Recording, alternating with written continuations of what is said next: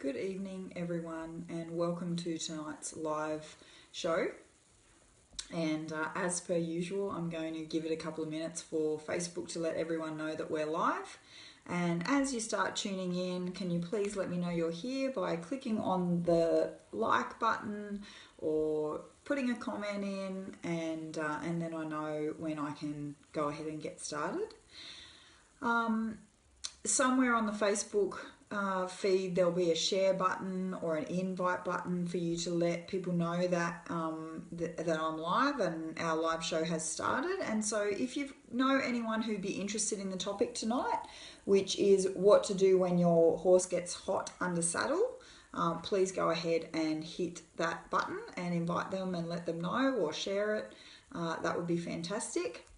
Tonight I'm coming to you from Bangalore, and a big thank you to Paula and David for letting me use their office and their house and their Wi-Fi so I can get to you live tonight. I've been traveling for the last couple of days. We've just completed a successful Liberty clinic at Cabarita, which was so much fun over the weekend. And Liberty is one of my favorite things to do, and it never ceases to amaze me how much progress we make at a Liberty clinic over the weekend, and the connection that people get with their horses. And then today, Monday and Tuesday, I'm at Bangalore for a boutique clinic.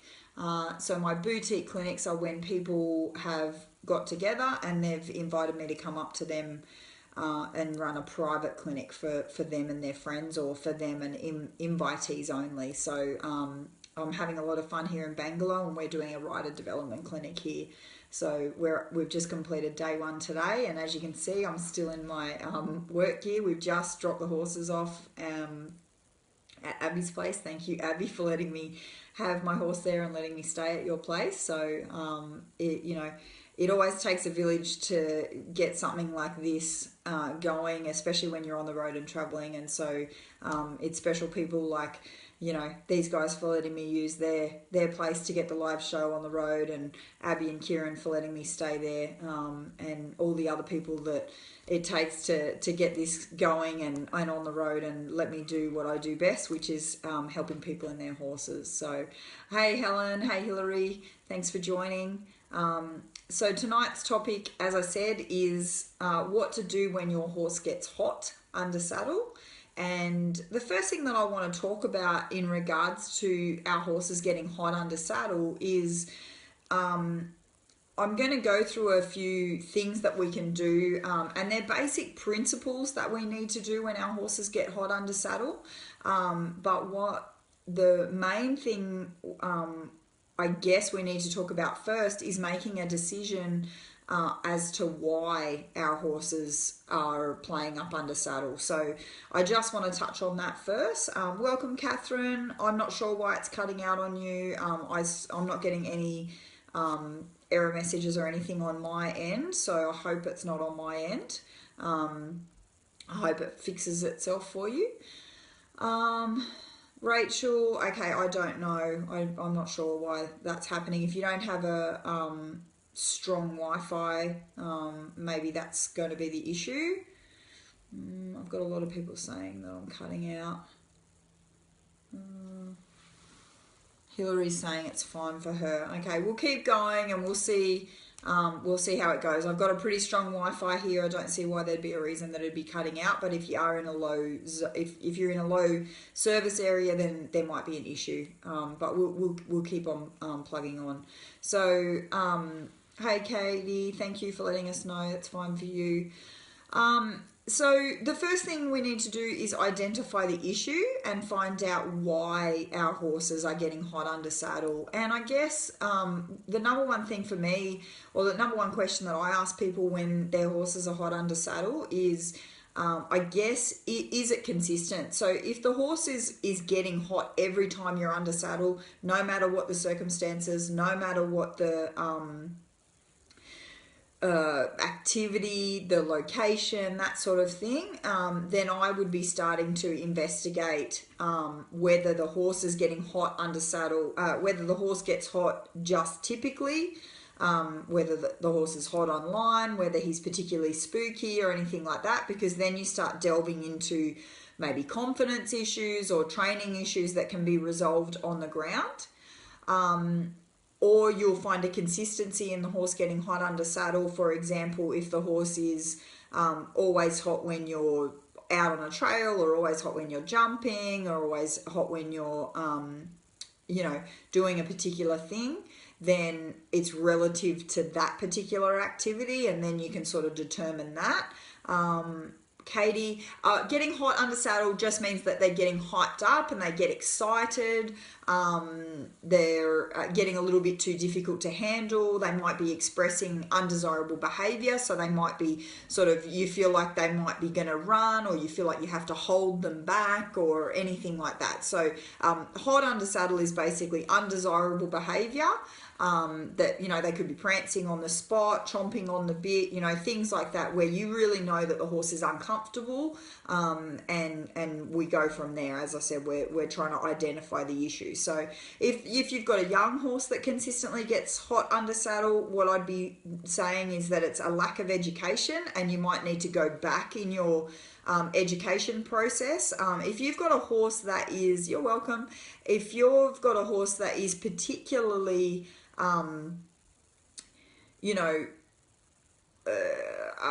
doing the same thing every single time you ride it, then you really need to look at probably how you ride. Maybe you need to look at the equipment, maybe you need to look at the feed, maybe you need to look at any of those things. Because if a horse is consistently playing up, then the horse has either developed a habit, or there's an issue with the way that you're trying to communicate with the horse that the horse doesn't understand. So that might be either the horse is green, or the horse has been ridden or trained in a different way, and you're trying to approach the horse in a different way. So I think identifying the issue is something that we need to consider. Hillary's just saying it's cutting out for her. So I'm just going to press on for a minute, and if it keeps going, please let me know if it is cutting out, and what I'll do is I'll actually log off and I'll log back in again, and we'll go from there and see if I can fix the connection. So I like I said, I am at a private home, so maybe they've got NBN here, they've got good Wi-Fi, so it shouldn't be too much of an issue. But we'll see how we go. So that's number one, is identify the issue and see if we can get some kind of reason for that, get some kind of consistency. At the end of the day, horses want to get along. They're not, they don't see you coming down the paddock with the saddle and go, hey, here comes Tanja, I'm going to play up today because I love it. It's fantastic when I play up, and, she gets worried and I get worried and all the rest of it. No, horses don't like to experience that, just as much as we don't like to experience that. So there's definitely always a reason for it, and sometimes, it might just take a little bit longer for us to determine what that reason is. Probably the number one thing that I want to do with a horse that starts to play up under saddle, or a horse that gets a little bothered under saddle, is I want to bend him. So bending him in his body, so getting his body in sort of a banana shape, or asking his nose to come around, does two things. The first thing that it does is that it puts him in a position where I can disengage his hindquarter. So if I've got his nose bent to the right, I can go ahead and put my right leg on, and I can ask him to disengage his hindquarter. What those two things do, the combination of him bending and the hindquarter disengagement, has a physiological response in the horse, which what we like to call it is it flicks the horse into what we call thinking brain. So it gives you that moment for the horse to go, I'm going to listen to what you've got to say. I'm going to listen to what you've got to say. It's very important that this is done from a bend and a disengagement perspective. Running your horse around in circles or spinning the horse in circles will not work.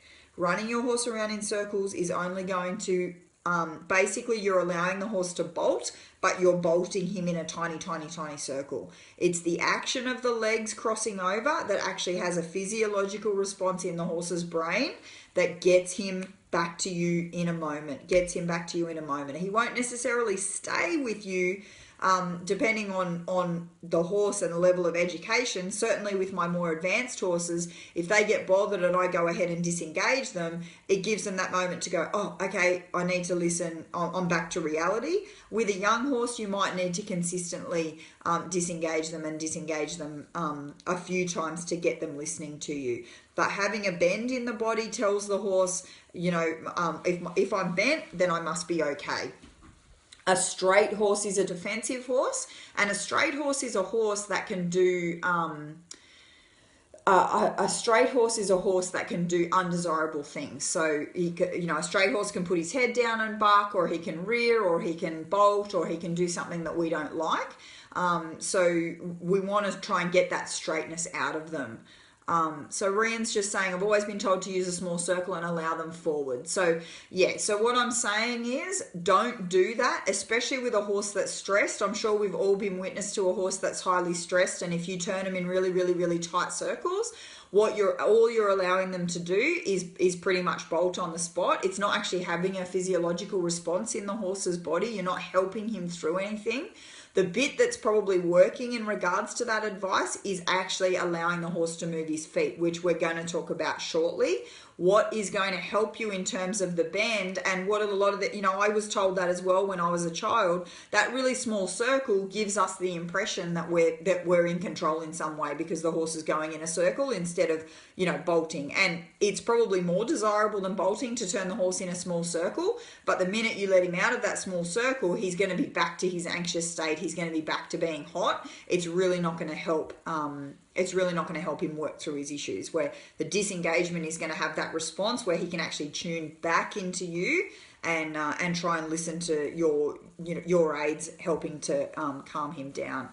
So the next thing that I want to talk about in regards to helping your horse is exactly what we just said, and that's moving his feet. So the worst thing that you can do when you've got a horse that's bothered or a horse that's stressed under saddle is trying to stop him and hold him still. That would actually be worse than turning him around in a circle, because when a horse is bothered, what nature tells him to do is move his feet. Nature says, we've got to get out of here, we've got to leave, we've got to go somewhere else. And so then he's got a human on his back saying, whoa, whoa, whoa, stand still, stand still, stand still. And the reason we want them to stand still is for us, because it bothers us that they move their feet. It bothers us that they're hot. It bothers that we can feel the tension in their body. And we think, man, I need to control this, so I want to stop it. So what happens is the horse clashes with you and goes, well, I need to move my feet. And you say, well, I need to stop your feet. And so the horse goes, well, I can't trust you, because nature is telling me, an instinct deep inside him is saying to him, get out of here, move your feet.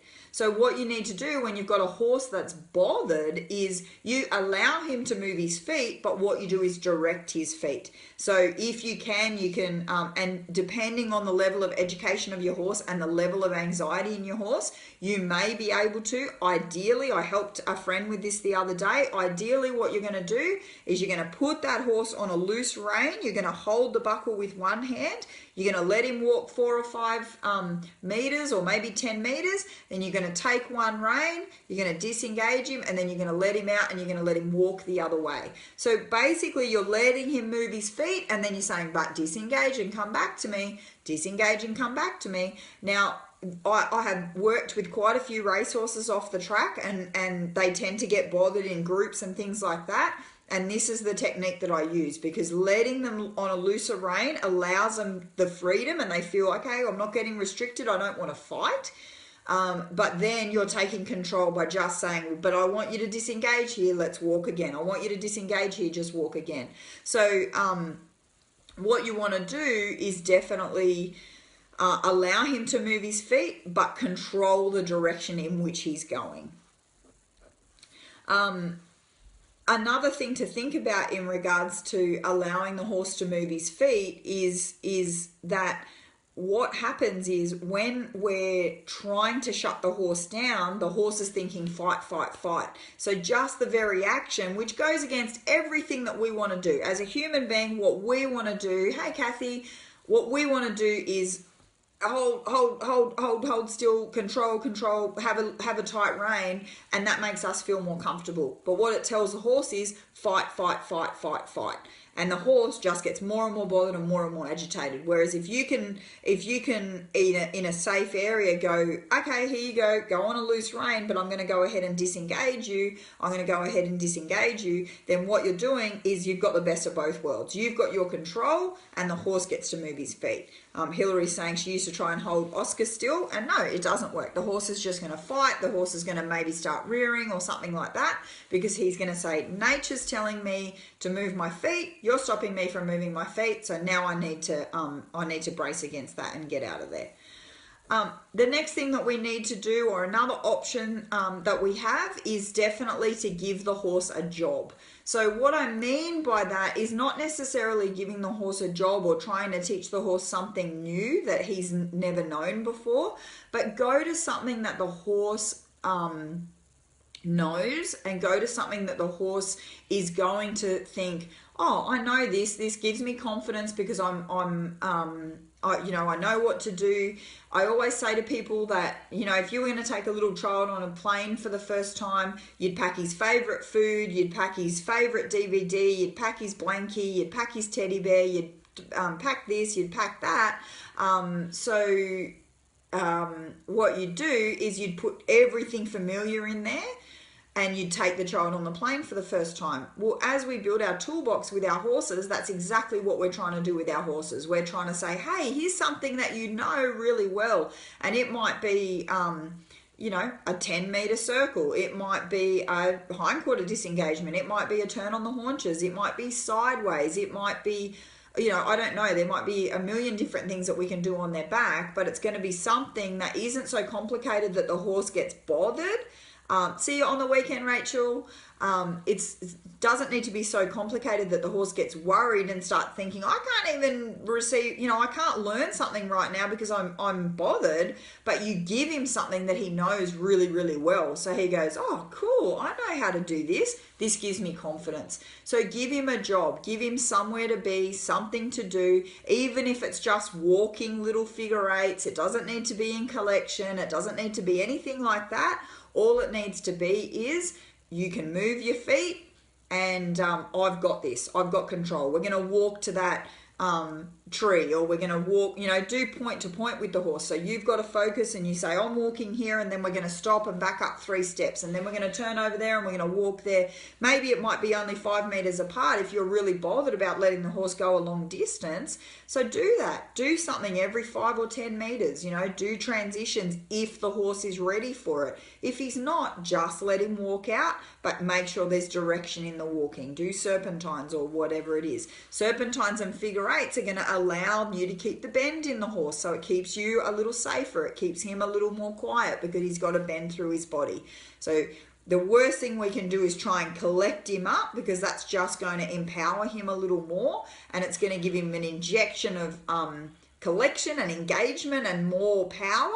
And so that is going to stimulate him even more. So you're basically putting fuel on the fire. What you're trying to do is take the fuel off the fire. You're trying to dim the fire down. So you do that by being able to let him move his feet, but at your direction.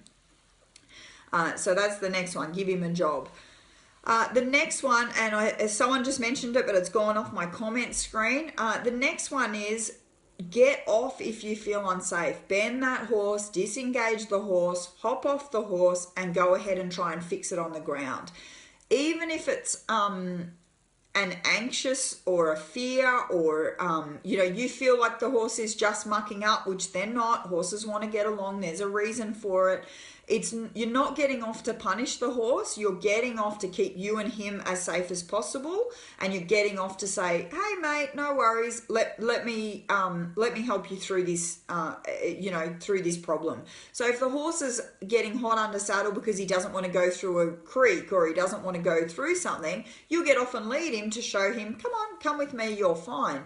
If the horse is just hot because he's at a show and he's getting stimulated by all this external stuff, you're going to go ahead and get off him and say, okay, let's move your feet around here, let's disengage you, let's walk around here, and combine between lunging him around you and leading him around. It's all about you taking control and you saying to this horse, I've got this, I know what I'm doing, you're fine, I'm fine, everybody's fine. And that's how the horse is going to start to develop and build trust with you.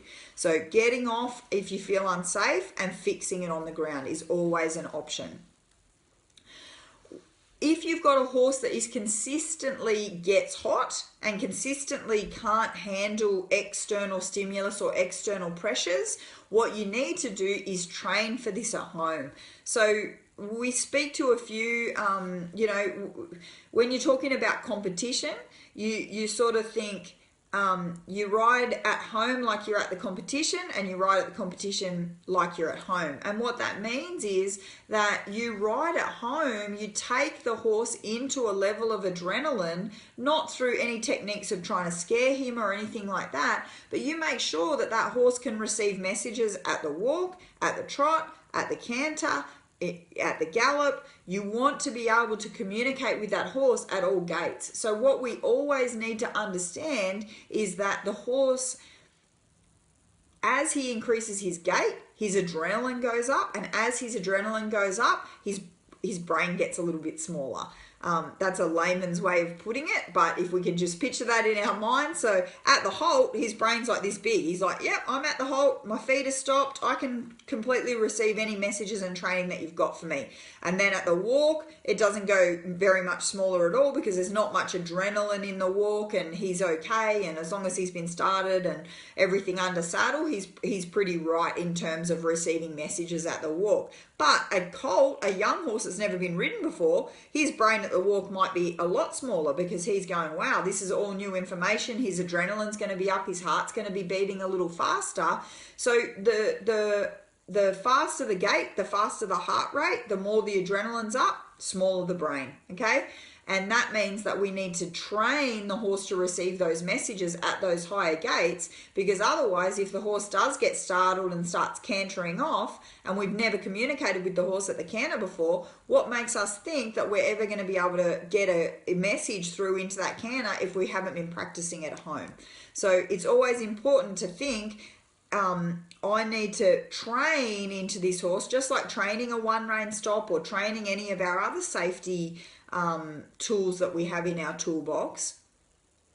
We want to make sure that that horse is able to receive those messages at the higher gaits and without the stimulus. Then you can go ahead and maybe take the horse to the showground and see if you still get the same response at walk, trot and canter at the showground. When there's no show on, just when it's empty, when there's no one there, but it's just a new place.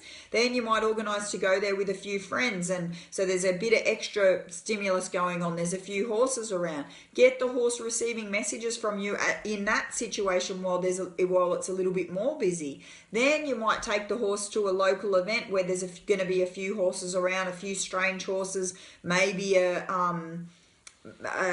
microphone, announcer on the microphone saying some things. Then you can see if the horse can receive messages for you. You can do this all on the ground. You don't have to go jump on the horse at a local camp draft and see what happens. You can just take the horse down to a local event and go, okay, can he listen to me at the walk, at the trot, at the canter, on the lunge or online? Is he able to still respond to me, or is he going, oh, I need to look at that, I need to look at that? And then you can start to train the horse to actually look to you and respond to you when he's in that high stimulus environment. So practice your control at that higher adrenaline level. The next thing that we need to remember to do when our horses get a little bit hot under saddle is to not match the energy. So sometimes that can be really hard, because once their adrenaline spikes and their heart rate spikes, we certainly, we react to that feeling, and we often will mimic what they're doing in their body. So their heart rate increases, our heart rate increases. Their breathing gets more rapid, our breathing gets more rapid, and then they get tight and tense in their muscles, we get tight and tense in our muscles. It's very common for that to happen, and what we need to do is try and override those instincts of our own to remain calm and to remain breathing deeply into our body and just take control of the situation in that way. Meeting his adrenaline is not going to work in any situation. And I do see it a fair bit. When a horse scares someone, often that person will get frightened. And so when they're frightened, boom, their adrenaline goes up, and then they might actually get fear aggressive. I see a lot of humans, we talk about fear aggression in dogs.